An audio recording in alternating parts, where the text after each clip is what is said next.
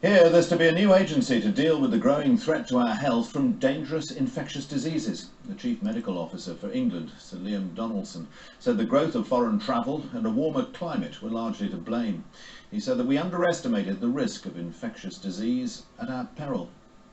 We travel like never before, and distance is no object.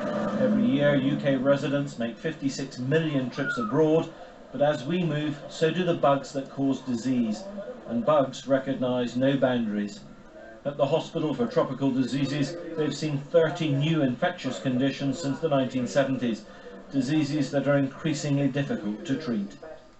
We may think that we're safe and we live in a very safe environment, but that does not mean that the organisms are not all out there just waiting for their turn. And the last 5 to 7 years between global travel and the way the world is being changed by human beings is giving infectious organisms really quite a march. And these tiny living organisms are very clever. Bacteria and viruses are able to adapt to survive, and they can even jump from one species to another. Hong Kong, 1997. A flu virus that had been confined to chickens was passed to humans. Only by destroying more than 1 million birds did the authorities prevent a disaster. Today, the Chief Medical Officer warned that flu was especially dangerous. Well, the flu virus is the chameleon of the infectious disease as well. Flu is capable of a lethal combination. It's easy to pass on, and it can be a killer.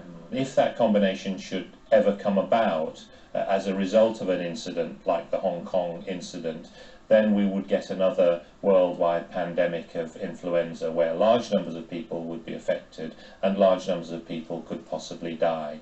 Just how great a danger is this? The flu experts say that this is a matter of when, not whether. In Edinburgh today, they launched an international research centre into infectious diseases.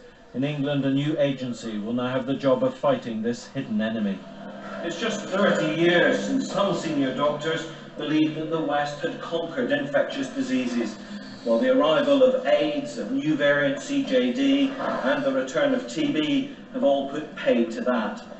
We may not be returning to the days of the Black Death, but we ignore these bugs at our peril. Neil Dixon, BBC News, at the Hospital for Tropical Diseases in London.